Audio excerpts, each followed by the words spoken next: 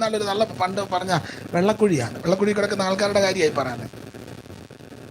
നീ കുന്നിൻ്റെ മണ്ട ഇരുന്നിട്ട് നിനക്ക് ഇന്ന് വരെ കൂട്ടി വായിക്കാൻ പോലും.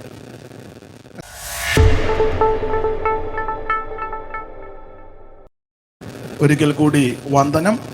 ഇന്ന് രാത്രിയിലെ ഈ ശുശ്രൂഷ നമുക്കെല്ലാവർക്കും അനുഗ്രഹമായി കർത്താവിൻ്റെ നാമം മഹത്വപ്പെടട്ടെ. വായിച്ച തിരുവെടുത്ത് വളരെ പരിചിതമായ ഒരു വാക്യമാണ്. കൊരിന്ത്യർക്ക് എഴുതിയ 1-ാം ലേഖനം അതിൻ്റെ 10-ാം അധ്യായത്തിൻ്റെ 5-ാമത്തെ വാക്യമാണ്. ഒന്നുകൂടെ വായിച്ചു. ദൈവം പ്രസാദിച്ചില്ല, എങ്കിലും അവരിൽ മിക്ക പേരിലും ദൈവം പ്രസാദിച്ചില്ല. അവരെ മരുഭൂമിയിൽ തള്ളിയിട്ട് കളഞ്ഞു എന്ന് നിങ്ങൾ അറിയാതിരിക്കരുത്. ഇന്ന് രാത്രി ചുരുങ്ങിയ സമയം സാവുപാസ്റ്റർ പറഞ്ഞ 2 മണിക്കൂർ പറയണമെന്ന എനിക്ക് കുഴപ്പമൊന്നുമില്ല. പിന്നെ ഈ കുന്നും മലയും കയറി വന്ന് പിന്നെ ഇവിടെ 2 മണിക്കൂർ ഇരുന്ന് ഇറങ്ങി പോകുമ്പോൾ ആരും പ്രാഗേച്ച് പോകരുത്.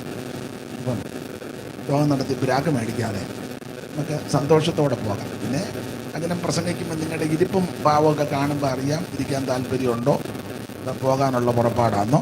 അപ്പം അത് നമ്മൾ മനസ്സിലാക്കി നമുക്ക് ഇന്ന് രാത്രി കൈകാര്യം ചെയ്യാം. ആണെടുക്കുന്നത് ദൈവത്തിൻ്റെ മകത്ത് ഇപ്പം അരി എല്ലാം പിടിച്ച് ഞെക്കി നോക്കണ്ടല്ലോ ബന്ധമൊന്ന് ഒന്ന് ഞെക്കിയല്ലോ, അത് മതി. ആട്ടെ, നിങ്ങളുടെ നല്ല മനസ്സിനായിട്ടും സ്തോത്രം. എല്ലാത്തിനും നടത്തിപ്പിൽ അങ്ങോട്ട് പോട്ടെ. കർത്താവിന് മഹത്വം. അവരെ മരുഭൂമിയിൽ തെള്ളിയിട്ട് കളഞ്ഞു എന്നുള്ള കാര്യം നിങ്ങൾ അറിയാതിരിക്കരുത്. അപ്പോൾ ഇന്ന് രാത്രിയിലെ നമ്മുടെ പ്രധാനപ്പെട്ട വിഷയം നമ്മൾ അറിഞ്ഞിരിക്കേണ്ട കാര്യം. ഒത്തിരി കാര്യമുണ്ട്, അതെല്ലാം പറയാൻ നേരമില്ല. ഈ വാക്യത്തിന്റെ വെളിച്ചത്തിൽ 2-3 കാര്യം അറിഞ്ഞേച്ചേ പോകാം. ദൈവമക്കൾ അറിഞ്ഞിരിക്കേണ്ട കാര്യം. ഇപ്പോഴാണെങ്കിൽ ദൈവമക്കളെ അറിയേണ്ടാത്തതെല്ലാം അറിഞ്ഞുകൊണ്ടിരിക്കുക.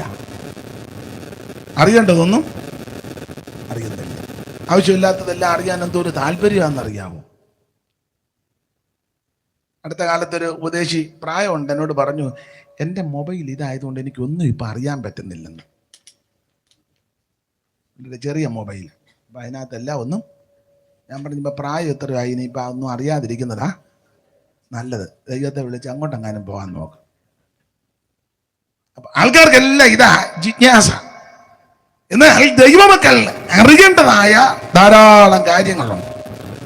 ഇവിടെ പൗലോസ് കൊരിന്ത്യർക്ക് എഴുതിയ 1-ാം ലേഖനം 10-ാം അധ്യായത്തിന്റെ 5-ാമത്തെ വാക്യത്തിൽ പറയുക, എങ്കിലും അവരിൽ മിക്ക പേരിലും ദൈവം പ്രസാദിച്ചില്ല, അവരെ മരുഭൂമിക്ക് തെള്ളിയിട്ടു കളഞ്ഞു എന്നുള്ള കാര്യം നിങ്ങൾ അറിയാതിരിക്കരുത്. ഒന്നാമത് അറിയേണ്ട കാര്യം, അവരെ തെള്ളിയിട്ടു. അത് നിങ്ങൾ അറിയണം. വേദപുസ്തകത്തിലെ പുതിയ നിയമത്തിൽ നമുക്കറിയാം പ്രാരംഭത്തിൽ 4 സുവിശേഷങ്ങൾ. ആ സുവിശേഷം യേശുക്രിസ്തു. ആ സുവിശേഷത്തിന്റെ പ്രധാനപ്പെട്ട പോയിന്റ്, മറ്റൊരുത്തനിലും രക്ഷയില്ല. യേശുക്രിസ്തു മാത്രം ഏക രക്ഷകൻ, ക്രിസ്തു മാത്രം രക്ഷിതാവ്. യേശുക്രിസ്തുവിൽ കൂടി മാത്രമാണ് മനുഷ്യകുലത്തിന് രക്ഷ. കർമ്മമാർഗം കൊണ്ടോ പുണ്യപ്രവർത്തി കൊണ്ടോ ദാനധർമ്മങ്ങൾ കൊണ്ടോ നേർച്ച കാഴ്ചകൾ കൊണ്ടോ ആചാര അനുഷ്ഠാനങ്ങൾ കൊണ്ടോ പാരമ്പര്യങ്ങൾ കൊണ്ടൊന്നും ആരും രക്ഷപ്പെടുകയില്ല. രക്ഷപ്പെടാൻ ഒരേ ഒരു വഴി, ഒരേ ഒരു മാർഗം, യേശു ക്രിസ്തുവിനെ രക്ഷിതാവായി സ്വീകരിക്കുക.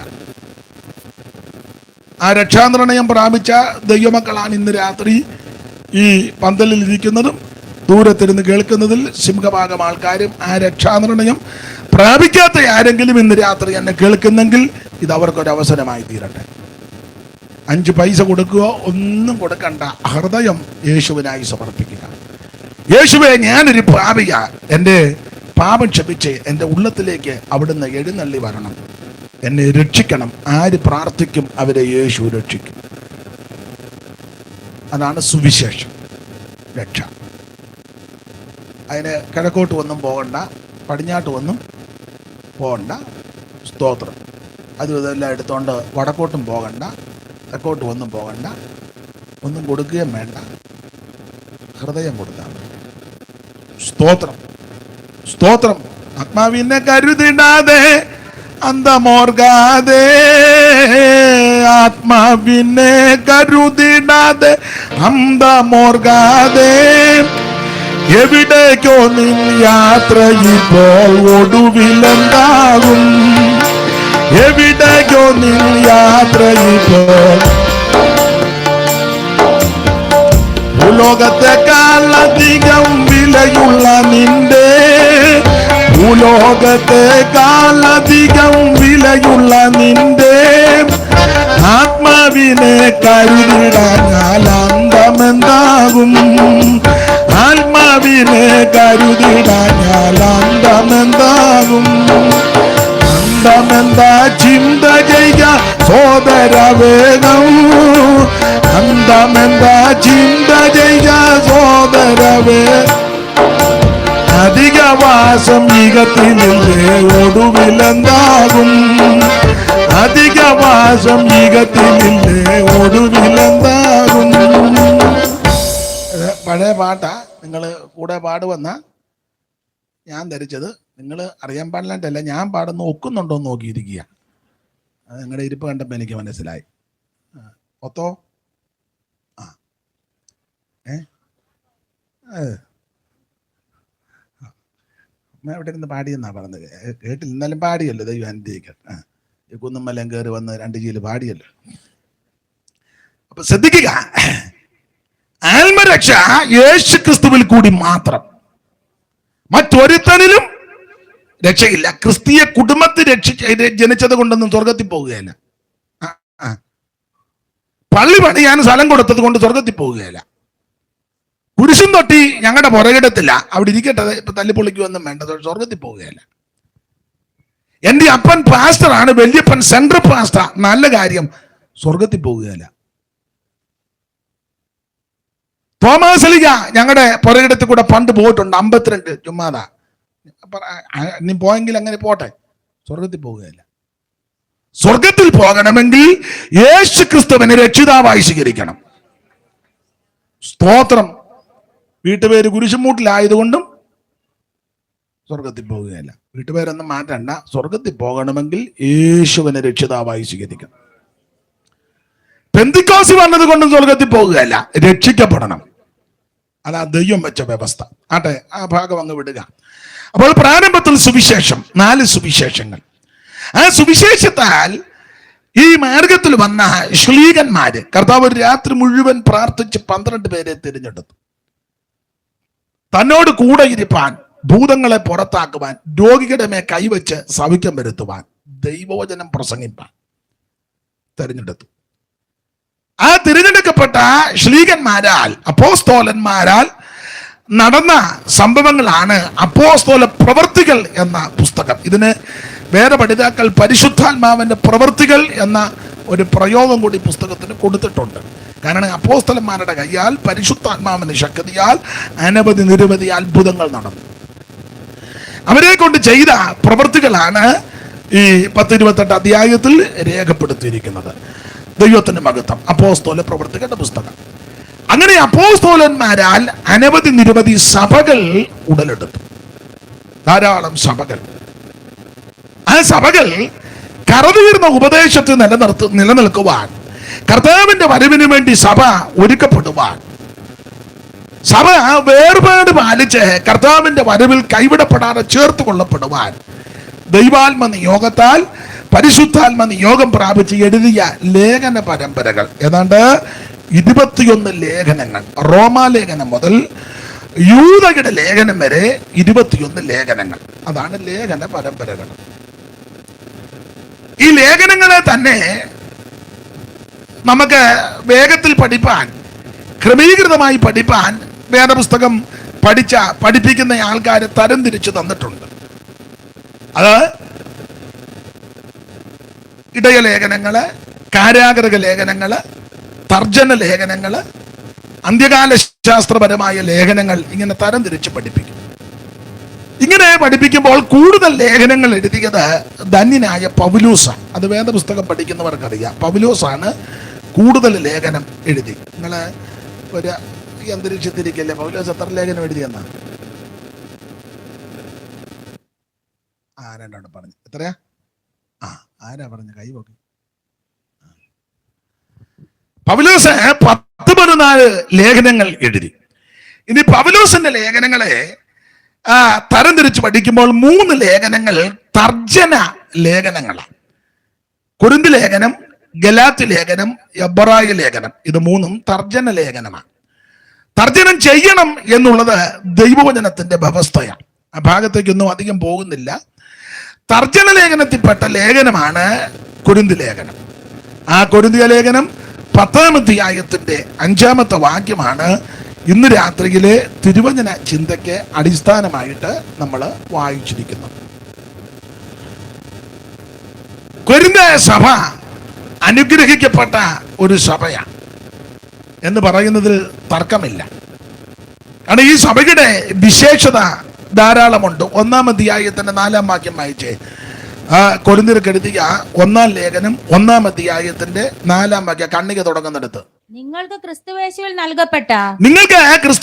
നൽകപ്പെട്ട ദൈവകൃപ നിമിത്തം ഞാൻ എന്റെ ദൈവത്തിന് നിങ്ങളെ കുറിച്ച് എപ്പോഴും സ്തോത്രം ചെയ്യുന്നു. അപ്പോൾ കൊരിന്ത്യരോട് പറയുകയാ, നിങ്ങൾക്ക് ക്രിസ്തുയേശുവിൽ നൽകപ്പെട്ട ദൈവകൃപ നിമിത്തം ഞാൻ എന്റെ ദൈവത്തിന് നിങ്ങളെ കുറിച്ച് എപ്പോഴും, ഏറ്റവും വലിയ കൃപ യേശുവിന് രക്ഷിതാവായി സ്വീകരിച്ചതാ.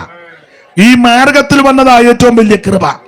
അതുകൊണ്ട് പെന്തിക്കോസുകാർ ദൈവമക്കൾ പറയരുത്, അമ്മാമ എനിക്ക് ഒരു കൃപയില്ലെന്ന്. നീ രക്ഷിക്കപ്പെട്ടത് കൃപയാ. സ്തോത്രം ഇല്ലേ?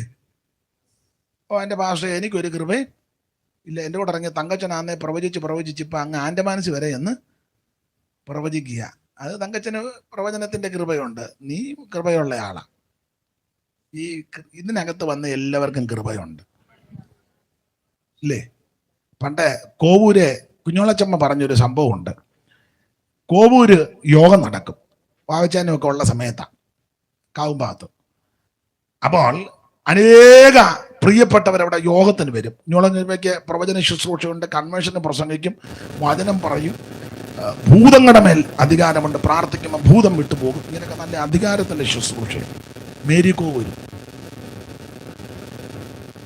അപ്പോൾ എല്ലാ ആഴ്ചയിലും ഒരു ദിവസം ഇങ്ങനെയുള്ള പ്രാർത്ഥനയാണ്. അപ്പോൾ മല്ലപ്പള്ളിയിൽ നിന്ന് ഒരപ്പച്ചൻ അവിടെ വരും, മല്ലപ്പള്ളിക്കാരൻ. അപ്പൊ അപ്പച്ചൻ വെറുതെ വരത്തില്ല. അപ്പച്ചൻ എല്ലാ ആഴ്ചയിലും എവിടുന്നേലും 3-4 പേരെയും കൂട്ടിക്കൊണ്ടേ വരുമ്പോൾ, അതെല്ലാം രോഗമുള്ളതും ഭൂതം പിടിച്ചതും ഒക്കെയാണ്. അതിനെയൊക്കെ അപ്പച്ചൻ കൊണ്ടുവരും. കുഞ്ഞോളച്ചമ്മ ആത്മാവ് നിറഞ്ഞ് പ്രാർത്ഥിക്കും. വരുന്നവർക്കെല്ലാം ദൈവം വിടുതലും കൊടുക്കും. അപ്പച്ചൻ ഒരു സൈഡിൽ കസാരയിട്ട് അനങ്ങാതെ ഇങ്ങനെ ഇരിക്കത്തേ ഉള്ളൂ. ഈ യോഗമെല്ലാം പോകും. അപ്പച്ചന് അനങ്ങോ ബഹളോ ഒന്നുമില്ല.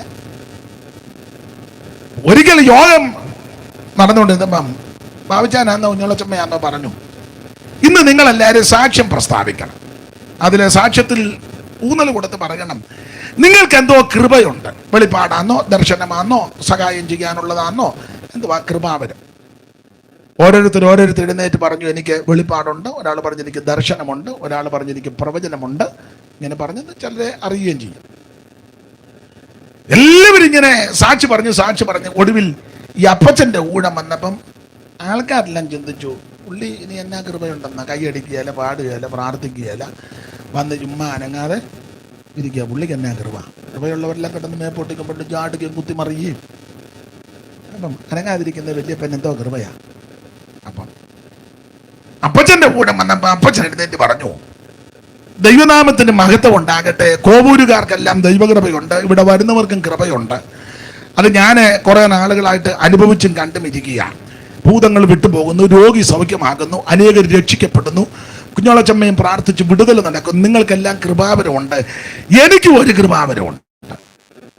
അപ്പൊ എല്ലാവരും ജിജ്ഞാസയോടെ അപ്പച്ചനെ ഒന്നുകൂടെ നോക്കി. അപ്പച്ചൻ പറഞ്ഞു, എനിക്കുള്ള കൃപ.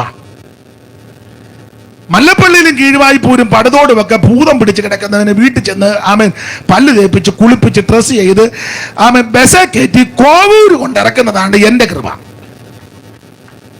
അതൊരു കൃപയാ. ഭൂതം പിടിച്ചവനെയും വ്യാഴ് പിടിച്ചവനെയും എല്ലാം വീട്ടിൽ ചെന്ന് തേച്ച് കുളിപ്പിച്ച് സുബോധിയൊക്കെ നഷ്ടപ്പെട്ടവരുണ്ട്. അതിൻ്റെ പരുവത്തിന് വരെ കൈകാര്യം ചെയ്ത് തേച്ച് കുളിപ്പിച്ച് ഷേവ് ചെയ്യിപ്പിച്ച് തലമുടി വെട്ടതിനെല്ലാം കൊണ്ട് ബസ്സേ കയറ്റി കോവൂര് കൊണ്ട് ഇറക്കി കൊടുക്കുന്നത് അപ്പച്ചൻ്റെ കൃപ. നീ ഒരാളെ ഇങ്ങോട്ട് കൊണ്ടുവന്ന അതും ഒരു കൃപയാണ്. സ്തോത്രം. ഇവിടെ ഇരിക്കുന്ന എല്ലാവർക്കും കൃപയുണ്ട്, എല്ലാവർക്കും കൃപയുണ്ട്. കരമുയർത്തി ദൈവത്തിനെ മഹത്വപ്പെടുത്തി. Praise the Lord. ഇന്നു ഞാൻ നിന്നോടൊത്തു പന്തിയിൽ മോദമായി ഇന്നു ഞാൻ നിന്നോടൊത്തു പന്തിയിൽ മോദമായി വന്നു തിന്നു തൃപ്തനായി എത്രയോ ഭാഗ്യവാൻ പന്നി തിന്ന പോയവും അന്നു ഞാൻ കൊതിച്ചത്, പന്നി തിന്ന പോയവും അന്ന് ഞാൻ കൊതിച്ചത് എന്നേക്കുമോയി മറന്നു പോയി. കൃപയൊന്നിനായി അവസുതനായി കൃപയുള്ള യഹോവേ മമ്മ നല്ല പിതാവേ ദേവാ കൃപയൊന്നിനായി അവസുതനായി കൃപയുള്ള യഹോവേ ദേവാ.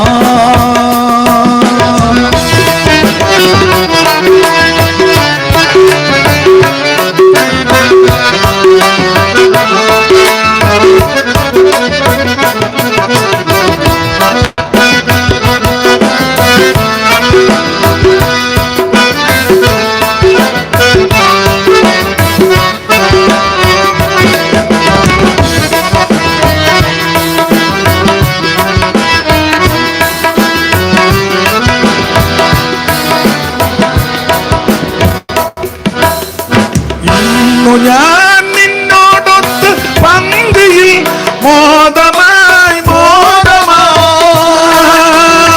ഇന്നു ഞാൻ നിന്നോടു പന്തിയിൽ മോദമായി വന്നു തിന്നു തൃപ്തനായി എത്രയോ ഭാഗ്യവാൻ പന്നി തിന്ന ഭോജ്യവും അന്ന് ഞാൻ കൊതിച്ചത്, പന്നി തിന്ന ഭോജ്യവും അന്ന് ഞാൻ കൊതിച്ചത് എന്നേക്കുമായി മറന്നു ദേവാ. കൃപയും അവസുതനായി കൃപയുള്ള യഹോവേ ദേവാ നല്ല പിതാവേ ദേവാ.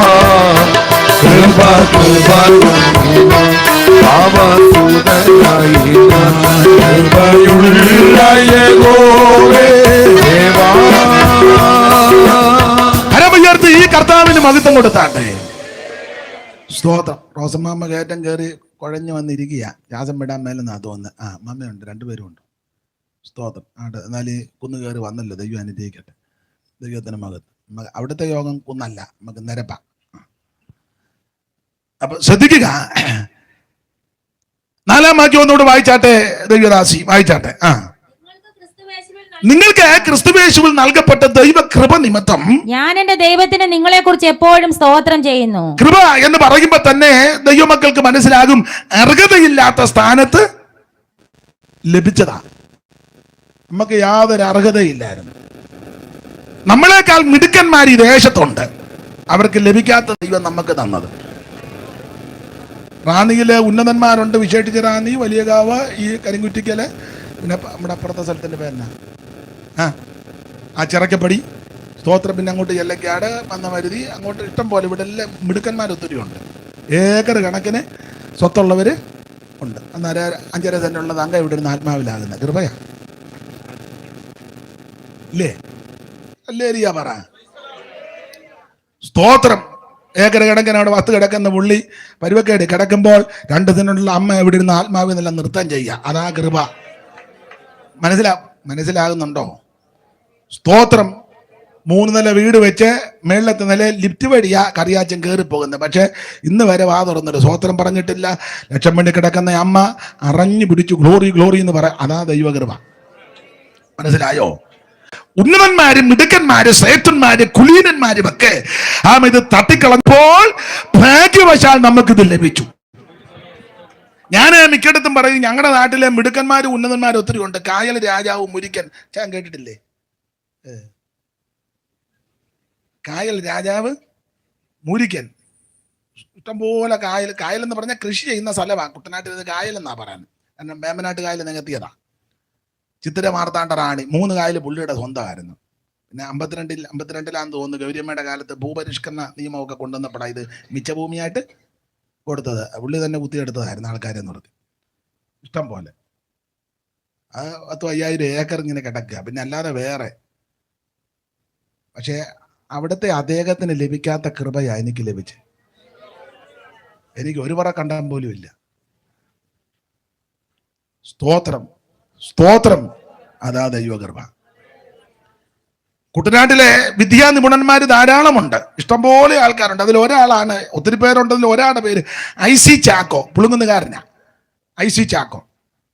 അദ്ദേഹം 1800-കളിൽ ലണ്ടനിൽ പോയി പഠിച്ചയാളാ. 800-ൽ ഭൂഗർഭശാസ്ത്രത്തെ പറ്റി, ജിയോളജിക്കല്. 1800-കളിൽ. നമ്മളിപ്പോൾ ലണ്ടൻ എന്ന് എഴുതിയാൽ തെറ്റും, വായിച്ചാലും ഒക്കുകയല്ല. ലണ്ടൻ എന്ന നാളെ ലണ്ടൻ എന്നൊരാൾ വായിച്ചു എന്താ ലണ്ടൻ.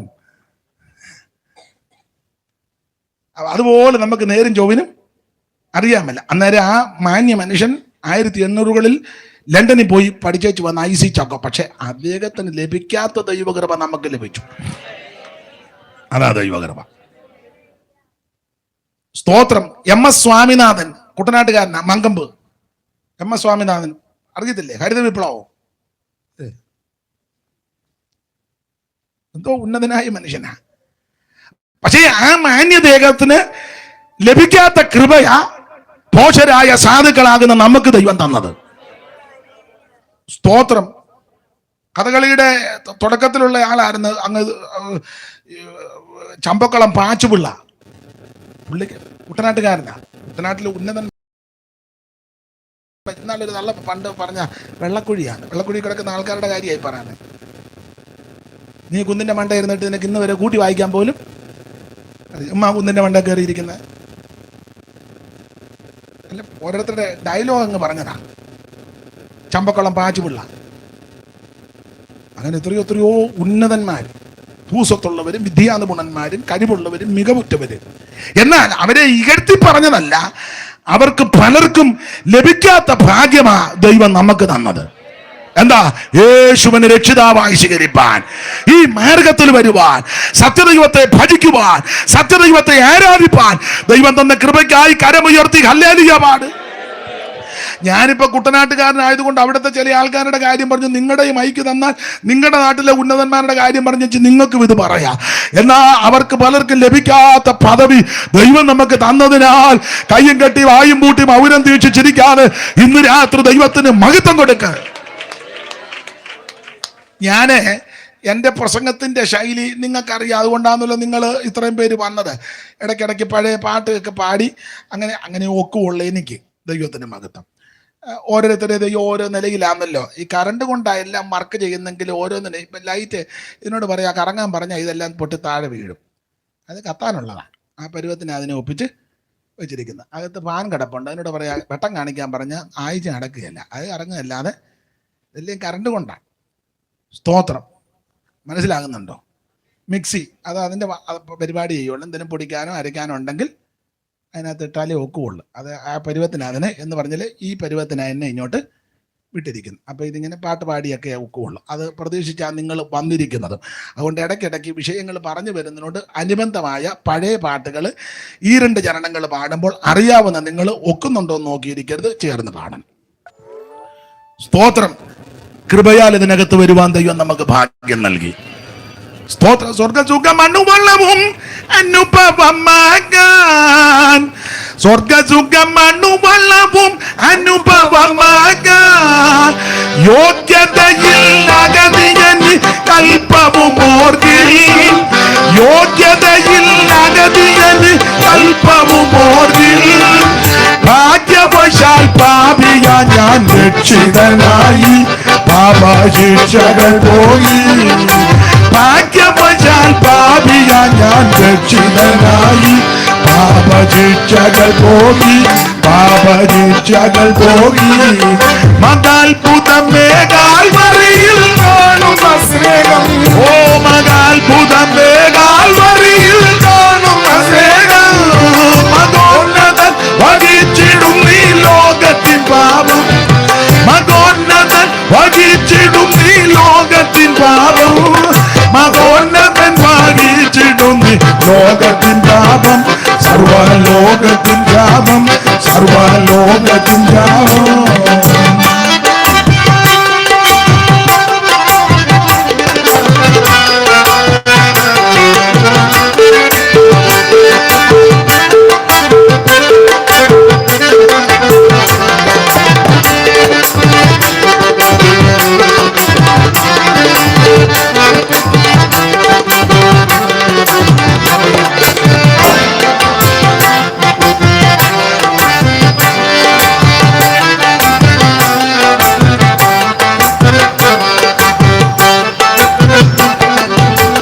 വേദനപ്പെടും മനുജനായ അവതാരം മനുജനായ അവതാരം വേദനപ്പെടും മനുജനായ അവതാരം മനുജൻ ഓ വേദനപ്പെടും മനുജനായ അവതാരം മനുജനായ അവതാരം മേതുര മനോഹര വിജയിതതിൻ സാരം മേതുര മനോഹര വിജയിതതിൻ സാരം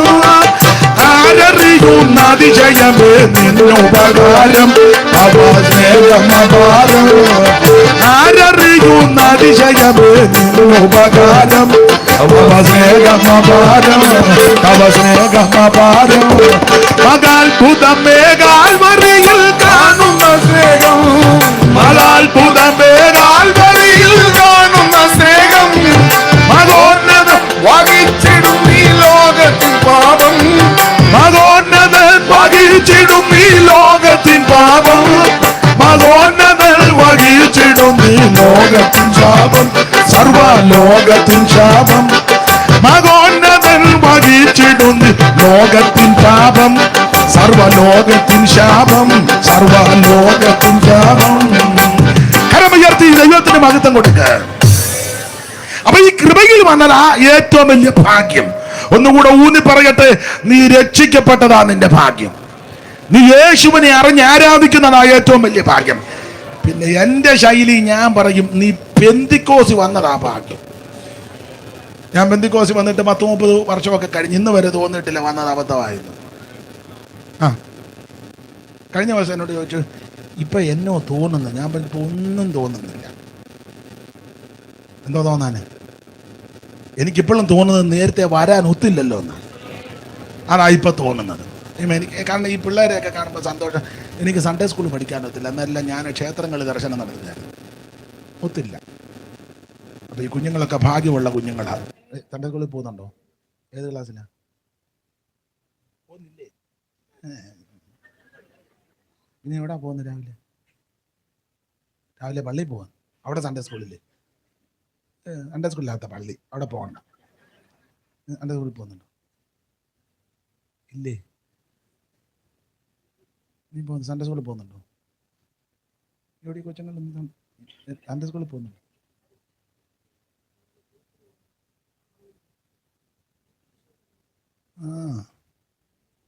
കുഞ്ഞുങ്ങളെ സൺഡേ സ്കൂളിൽ വിടണേ. സ്തോത്രം. ദൈവവചനം പഠിപ്പിക്കണേ. സ്തോത്രം. ബാലം നടക്കേണ്ടുന്ന കുഞ്ഞുങ്ങളെ ചെറുപ്പത്തിൽ തിരുവചനം അകത്തോട്ട് കൊടുക്കണം. അത് കാലിന് ദീപവും പാതയ്ക്ക് പ്രകാശമായി. എനിക്കിപ്പോഴും സങ്കടം നേരത്തെ വരാൻ ഒത്തില്ലല്ലോ എന്നാ. ഇന്ന് വരെ തോന്നിയിട്ടില്ല പെന്തിക്കോസി വന്നത് അബദ്ധമായിരുന്നു.